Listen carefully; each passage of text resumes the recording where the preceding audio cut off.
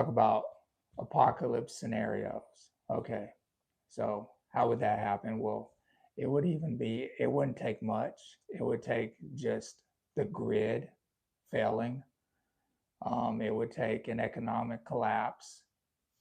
So to just throw everything haywire, as far as the cities would become a place, the cities would become a very dangerous place because it wouldn't take long for people to starve in the cities.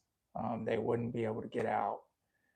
We can already see that the cities would go into turmoil. They wouldn't have enough people to help everybody in the city. So, yeah, I'm going to talk about Austin, some locations and places that people, I'm going to also do Dallas and Houston. Hey, so we're going to start out with Austin, though, and also going to do San Antonio, places that people can go, places that people can go ahead and go check out, just, in case when things go south. So it wouldn't take much,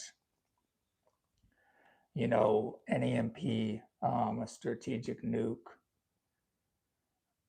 the natural disaster. One of these fault lines could go off, the Madrid fault, the Yellowstone, any of that, even just a bad earthquake, um, a bad tsunami.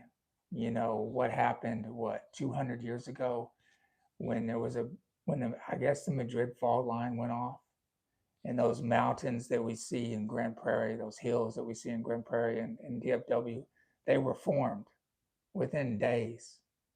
These giant hills were formed because a fault line went off and the Mississippi flowed backwards. And this happened like 200 years ago. If that was to happen now, it would totally destroy the grid, everything in this whole area.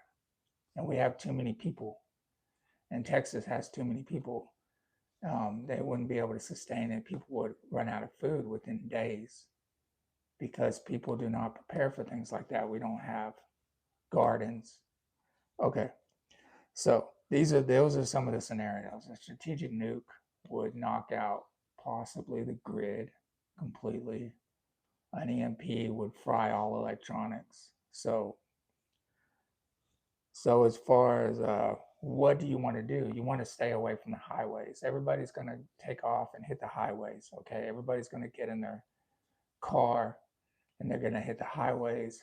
What you want to do is you want to have a back roads route, or figure out how to get out without a vehicle. So bike, motorcycle, a four-wheeler, anything like that. Travel, you could kayak. If you have a jet ski, just get out by water.